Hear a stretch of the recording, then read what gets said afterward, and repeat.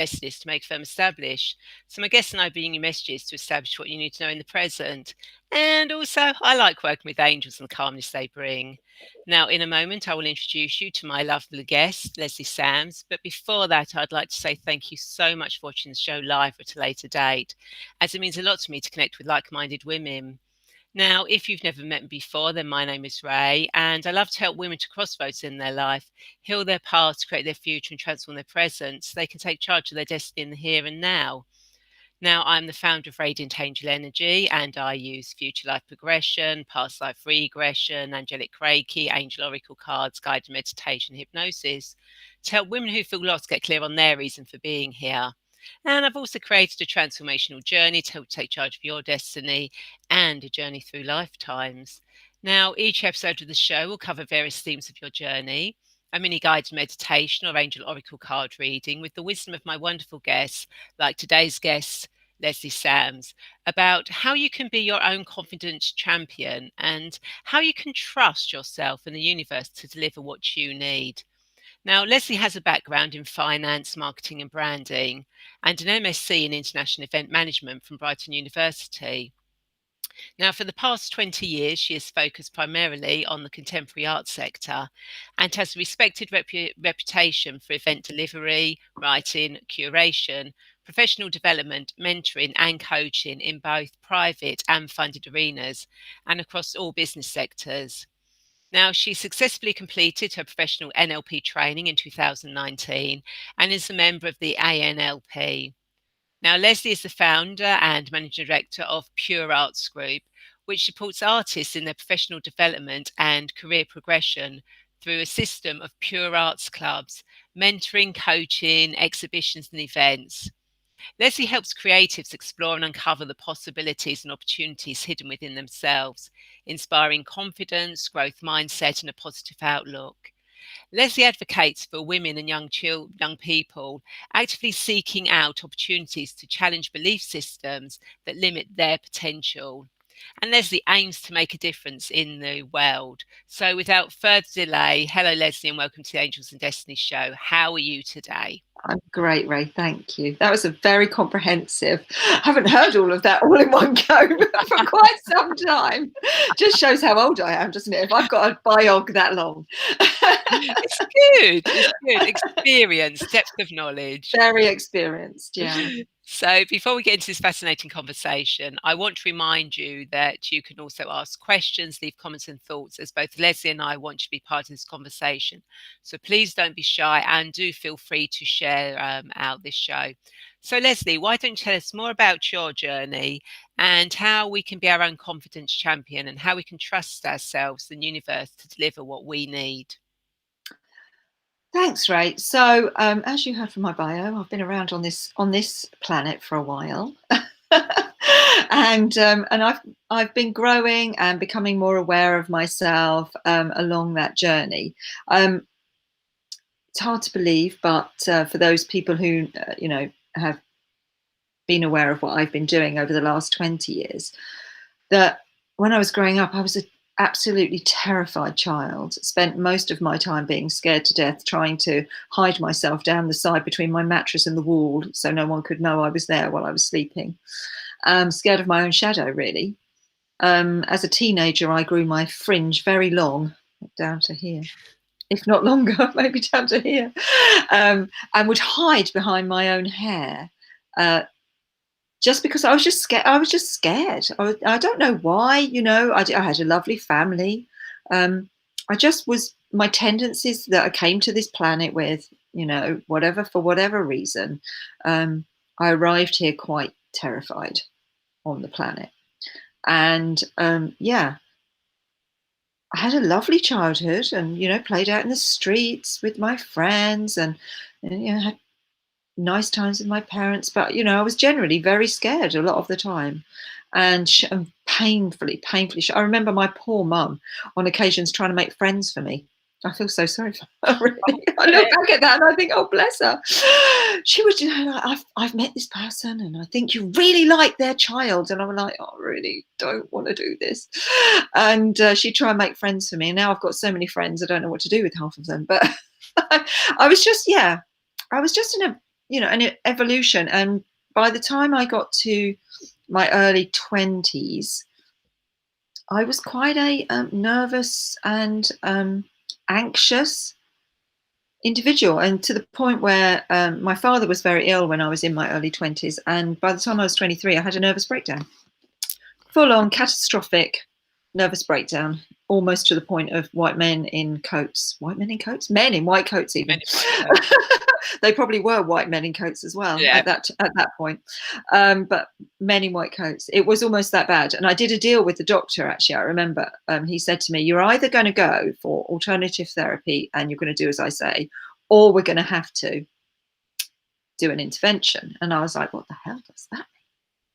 And I was like, is the therapy thing, that sounds all right.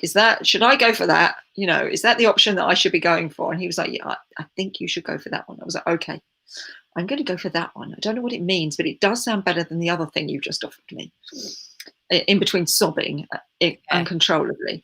And at that point, I couldn't sleep. I was always tired. It was a catastrophic time for me.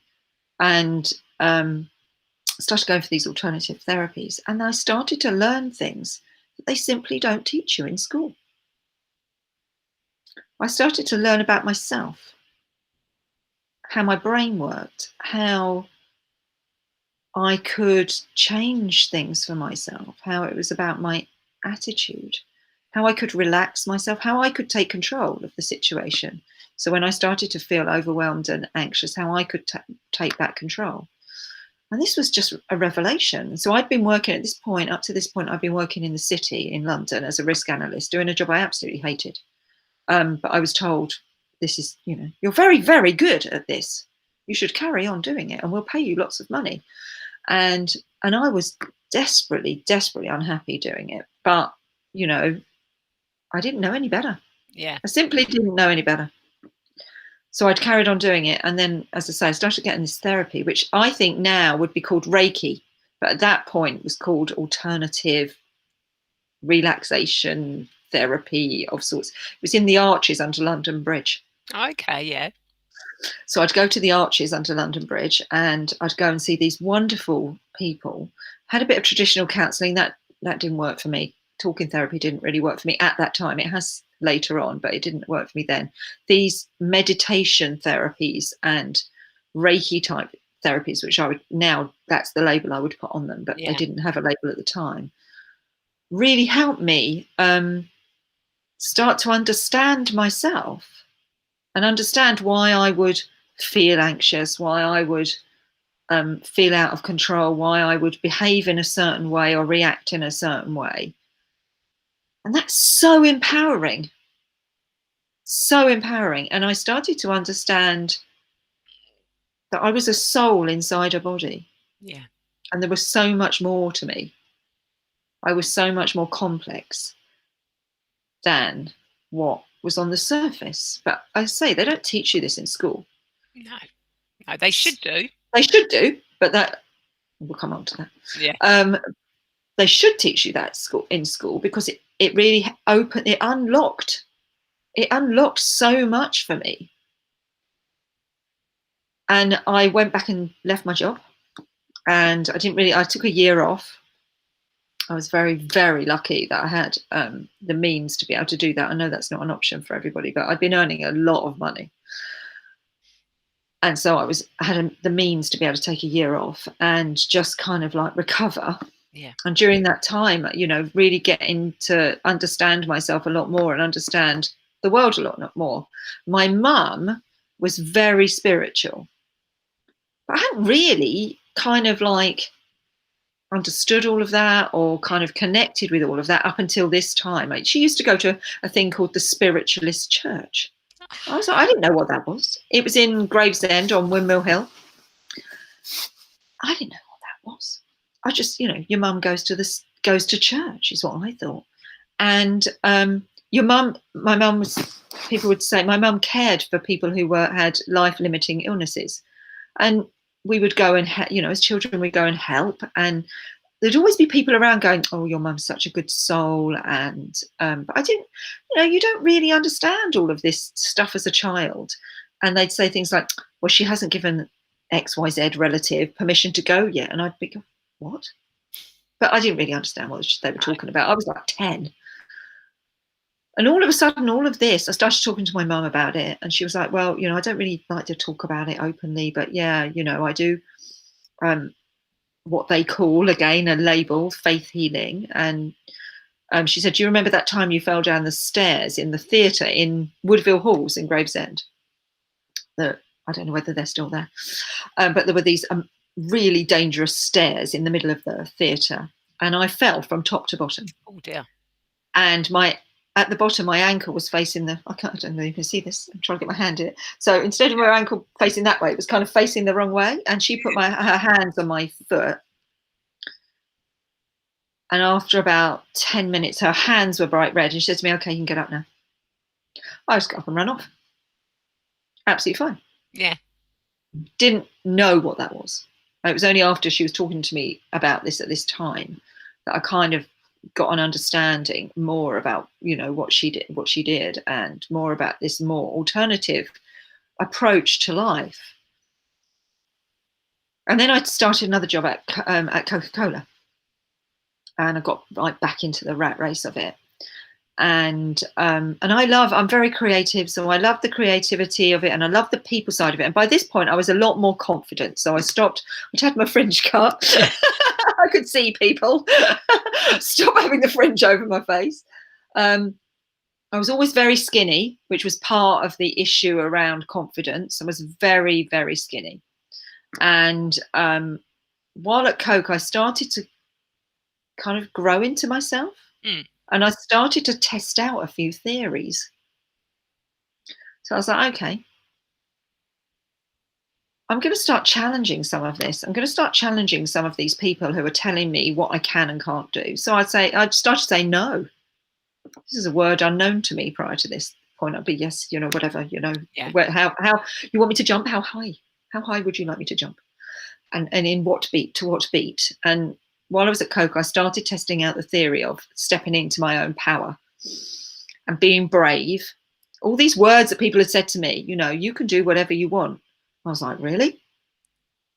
And so I started testing it out, and I suddenly started getting really positive outcomes from this, where people would be starting to defer to me, and they'd say to me, "Oh, I'm having real trouble with that. Could you go and fix it?" I'm being like, "Okay, give it a go." And I started going and using the power of language to not manipulate, but to talk through a situation with people where we could create a mutual understanding, where we could move on. And I was like, wow, this is a revelation. If I change the way I think and my attitude to things, I don't have that sick feeling in my stomach anymore. I don't feel anxious, don't feel overwhelmed, like I'm going to cry all the time. So I got a bit more brave, and I started doing a few more things, and people then started saying this confident word to me. "Oh, I love your confidence." I'm like, God, me? This terrified person? I lacked complete lack of confidence. It was on every school report I ever had. Yeah. Lacks confidence, needs to, put a hand up, no. Really love your confidence. I was like, this is just, I'm having it's an attitude change. So then I realized that actually I just stepped straight back into the rat race again, and I didn't want to do that either. So I had to kind of step away from that. And I was like, what do I really want to do? And so I went back. I was brave again, and I walked into, I want to do something creative. And my husband said to me, "Look, you can do whatever you want. What is it you want?" I said, "Well, I want to do something arty, because that's what, I love. I love art." So I walked into Windsor Art School, as it was then. It doesn't exist now. I just walked into the reception. I was still working at Coca-Cola at this time. I just walked into the reception area. I said, "I just want to do something, a night class, something like that in art, just something to get connected back with my creativity." And the woman who was stood there was the head of photography, but she was a ceramicist. She said, "Come with me." And she took me into her studio and we started chatting. And she said, well, why don't you just do a photography diploma or a photography degree? You know, I was like, I can't do that. I haven't got an art O level. Got loads of A levels in English and history and stuff, but I don't have an art one. And because I was told I was rubbish. I was told I was rubbish at art, so don't do that. She went, and she'd been all this time getting me to do things, helping her. Could you just help me with that? You know, she was very clever. Could you just help me with that? And I do it because I'm very obliging and very well behaved. And could you just do that? And she went, well, you can. While you've been stood here, you've helped me, you know, with the clay, and you've helped, you know, you clearly are quite capable. I'll offer you a place on this photography course. I was like, okay. She said it's full time for 1 year. I was like, well, hold the train. I've already given up a job once and had to take a year off. She went, oh no, you've got to go all in. You've got to go all in. Otherwise, you know, it's like go big or go home. Yeah. So I was like, okay, you're gonna have to give me 24 hours to think about it. I went out there and I was like, no, Lesley, do it. And I went back and I resigned from my job. They were horrified. But I felt so empowered again. And it's these pivotal moments, isn't it, that give you these bursts of confidence that are resources that are then inside you forever.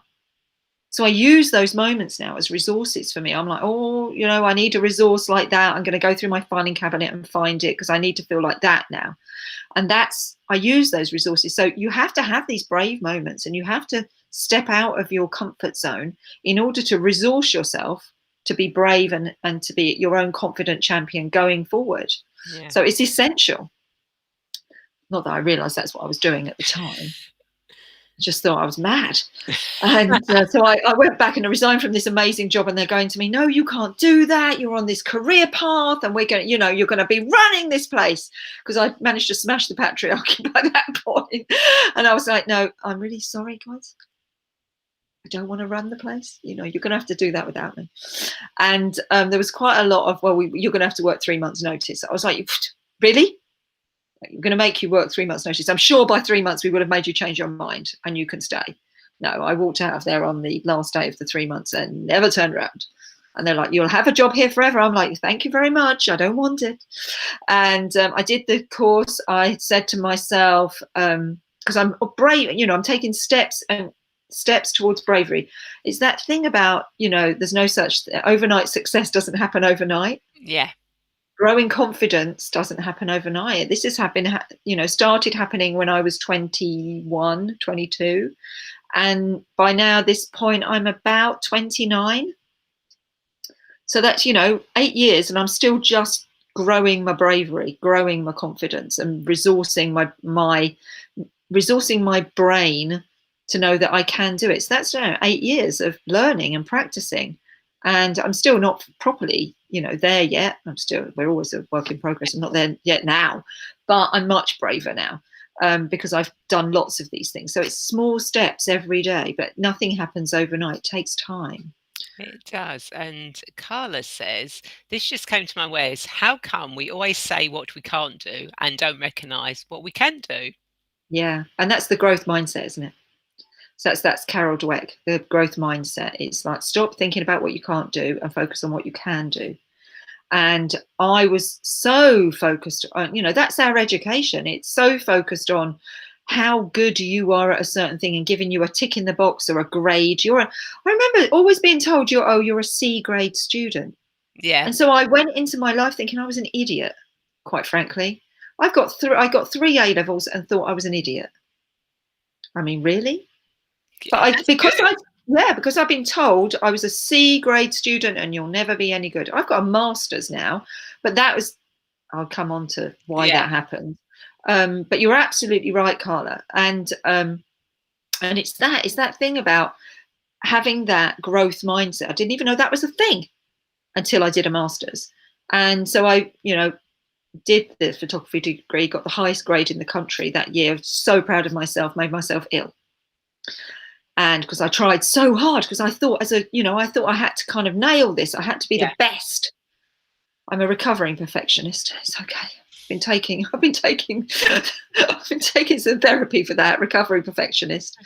And started to understand some of these things, you know, that hold us back. And that's when I left there, got my grade, started my own company, and started. There's lots of stuff that went on around that. I'm not going to bore everyone with all the minutiae of that, but after a few years, I ended up opening an art gallery, which I loved, and that's the moment when I stepped into my kind of proper confident self.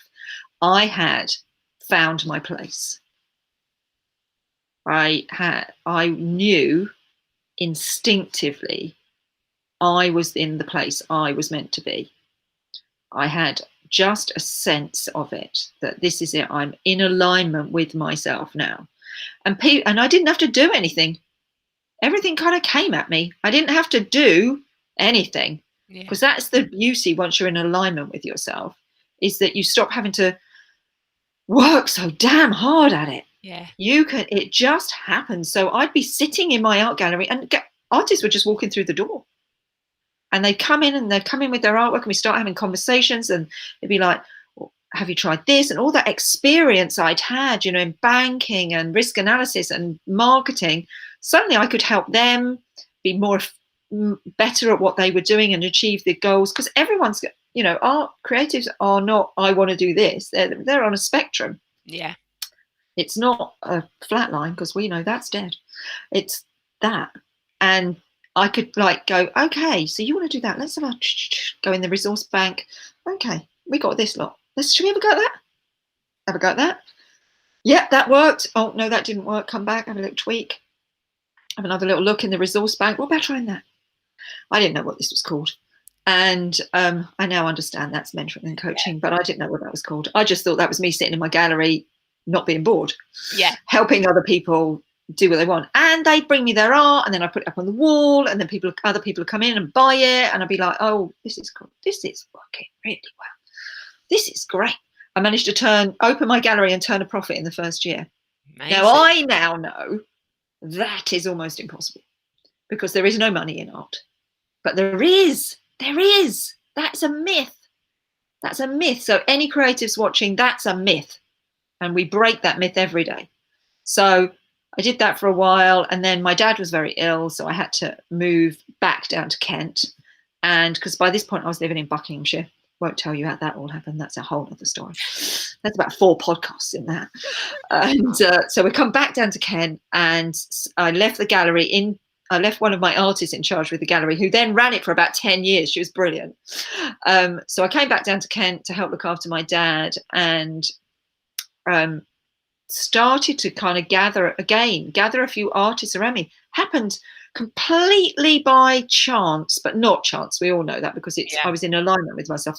I walked into a gallery in Rye, and I was heavily pregnant with my youngest son, and the artist, I didn't know she was the artist at that point. I was chatting to her husband about framing, and she walked into the gallery and she said to me, would you agent for me? And I looked at her and I said, what do you mean agent for you? You don't know me from Adam. I'm just standing here talking to this man about framing. She said, yeah, that's my husband.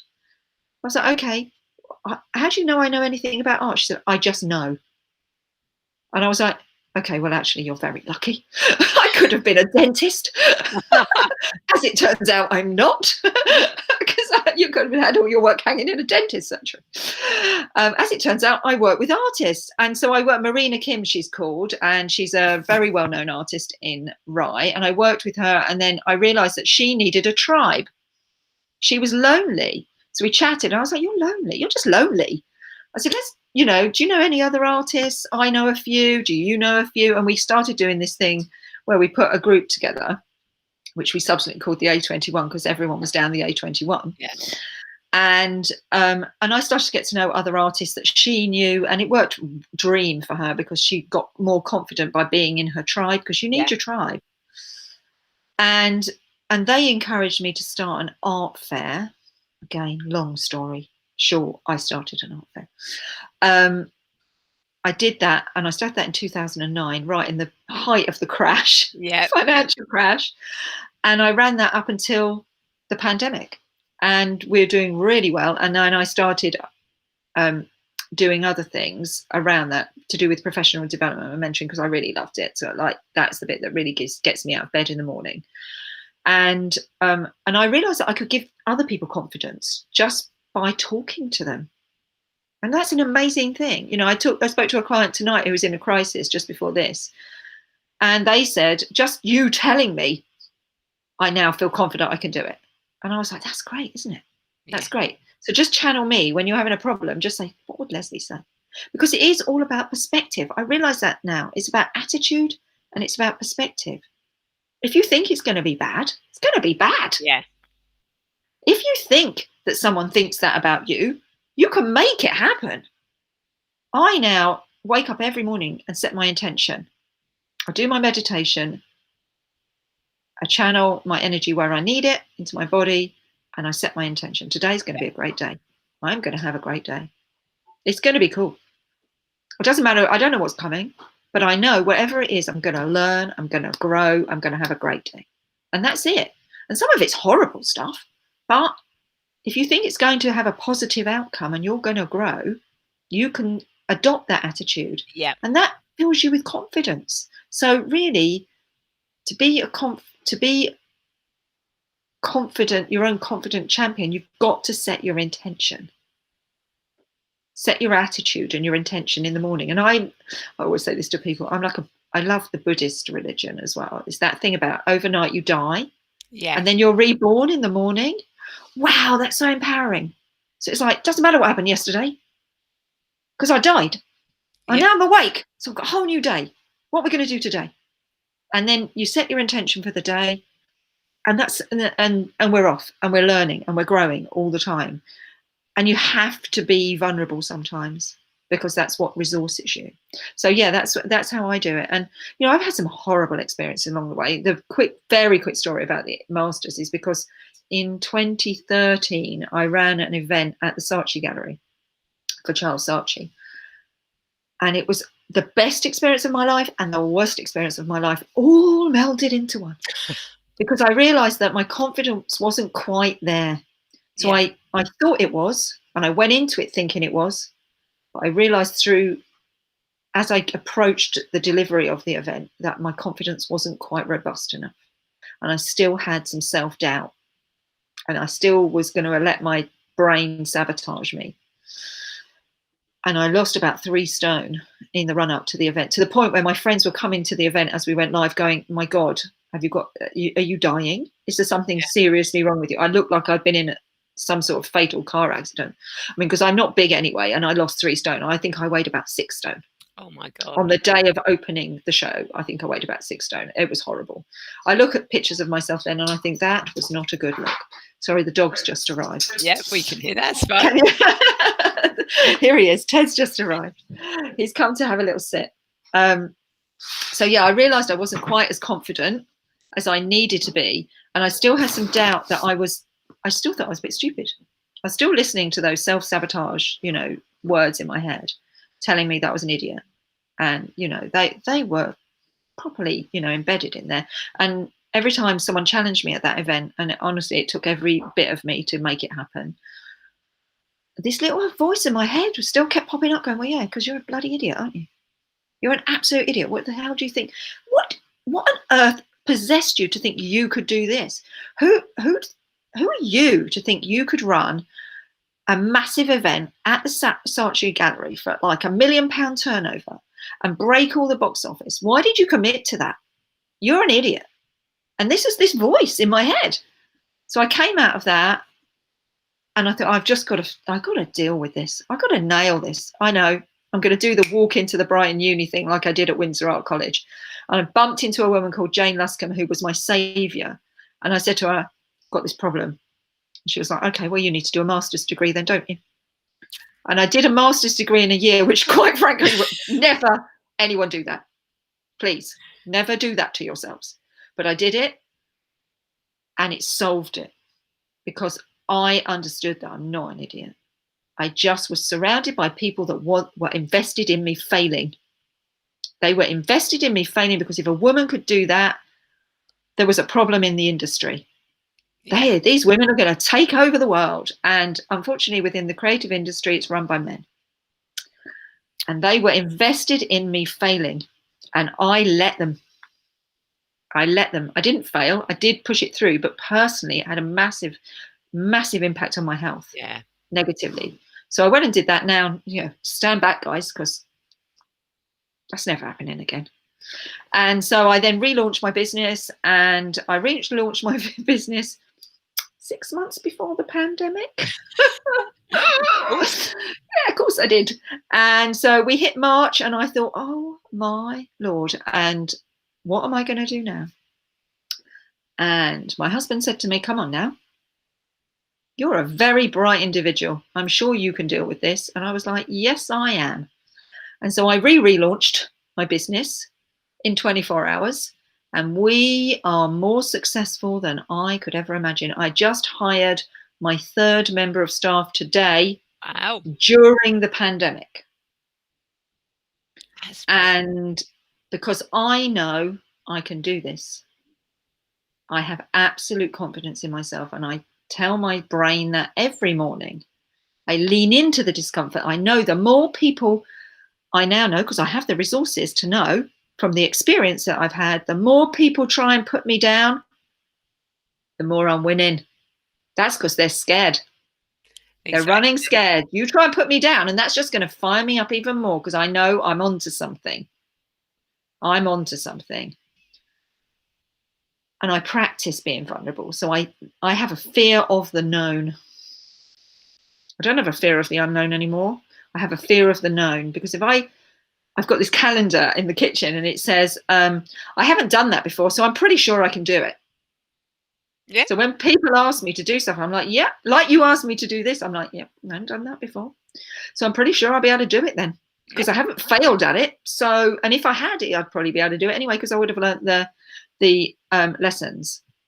So yeah, mantras, keeping it real, understanding that sometimes it hurts, being my own best friend, all of these things are all tools in my toolbox, and I use them, but I show up. Yeah. And Carla says, well, first time hearing night you die and reborn in the morning. Yeah, I love that. I've said that to about 3 people. They've come to me with some issues over the last, different things. And I've said, okay, so let's take a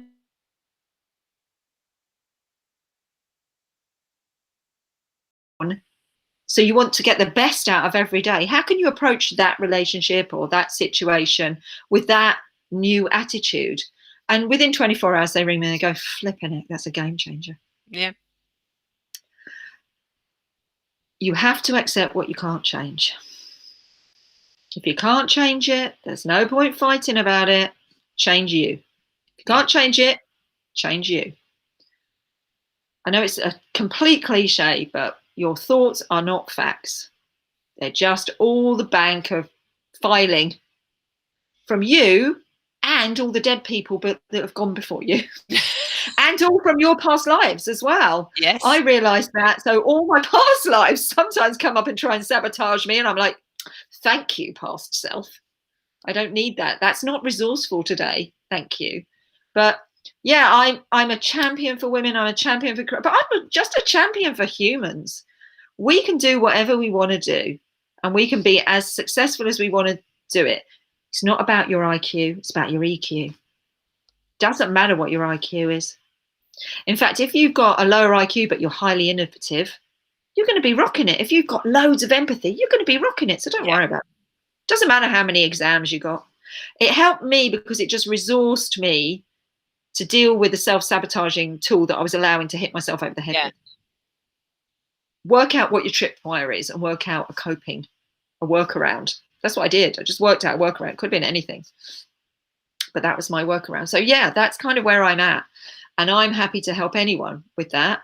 I do one-to-ones, I do workshops, I do courses, I do programs, I do everything.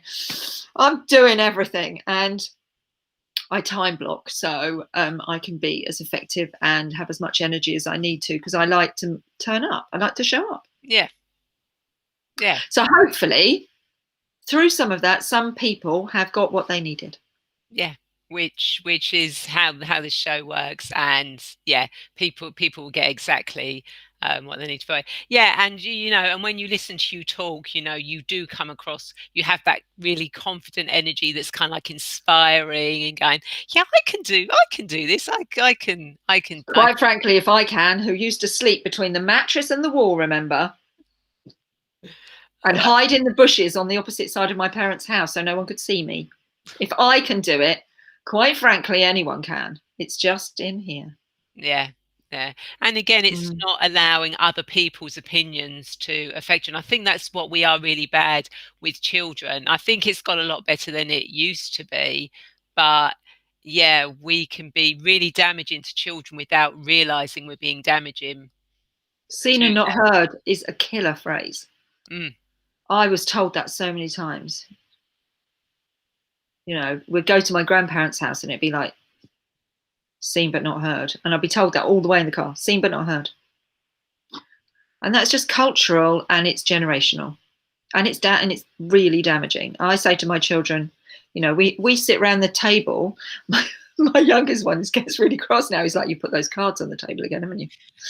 And I've got these little box of cards, and I go, you can be in charge of the cards. And then they're questions, and I'm like, take a question out and ask your grandparents. Ask them really challenging stuff. And we have really, really heated debates with the grannies. And I think, you know, everyone's opinion matters yes. because they are just opinions. So everyone's opinion matters as long as you're prepared to listen to everyone else. Yes. And that's the thing, being prepared to listen, which a lot of people aren't prepared. It's they're sort of like, yeah, this is my opinion, this is the fact, without listening to what other people have got Mm, to say. And when we should be listening to what other people have got to say, because within everybody's conversation there is a little snippet, a little nugget, a little something, even if it's their energy, that can give you an insight or an inspiration or a point of view. absolutely. 2 ears, 1 mouth. Yeah, That's the proportion. yeah, perfect. And Carla has says, I'll be watching this again and again. Many lessons in this conversation. Oh, I'm glad it helped, Carla. And yeah, believe in yourself. Trust yourself. Yeah. Trust yourself. Yeah. And if anyone else has got any questions they want to ask or any comments, then please do feel free to type them in, and we'll try and get to them before we end Mm. the show. So, as you know, I do guided meditation and angel oracle card readings, and each week I like to ask my guests what they would like me to do for them. So, Lesley, would you like me to do a guided meditation or pull an angel oracle card for you and everyone watching? Could we have the card, Of please? course we can. We might I love do I love it in my angel cards. hands. I love the. You knew I was going to say that because I love the angel cards. I like it when people choose the angel cards. Now, as those that know me know, when I do the cards, I don't do the cards to predict the future. It's what you need to know for your present, which can seem a bit contradictory because obviously I work with past lives and I work with future lives. But when I work with the past, it's to clear the past so you can be fully present. And when we go into the future, it's so you know what your future is going to be so you can be fully present. So yeah, so it's cards what we need to know in the present. And just so I do the cards, my cat Gyps has turned up. You might just heard her a little bit there saying hello. So let's give the cards a quick cleanse and a bless. So, what does Lesley and everyone who's watching this need to know for their highest good at this moment in time? What does Lesley and everyone who's watching this need to know for their highest good at this moment in time? Perfect.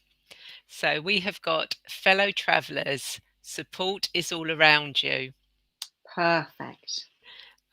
Absolutely perfect card that ties in really with what we've been talking about.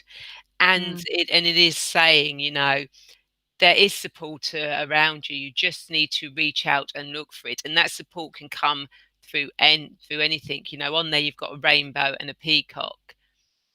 You know, so it's don't just look for support from things you or people you know, but look for support for people you might not yet have met, and I love that. see There's and Edith. Thank you, Edith. I think that is appropriate because we are a tribe, but it's lovely to have that reassurance that there is support all around, because I do feel myself as this kind of center hub of the holding everybody.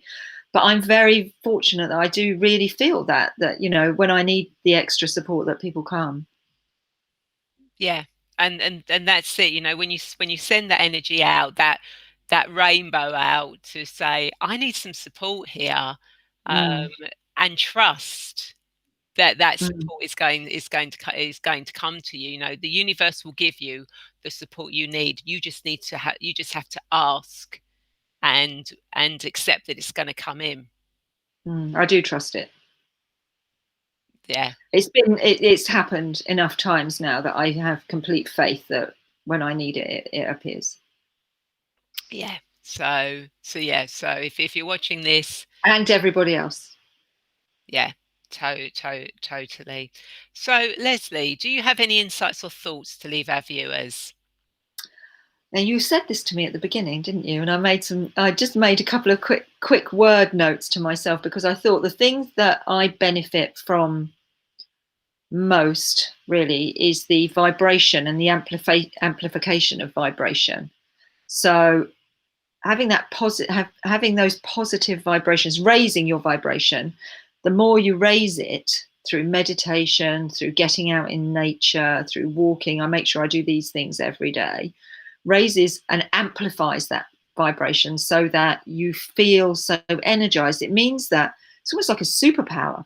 So it means that you can do more of what you want to do.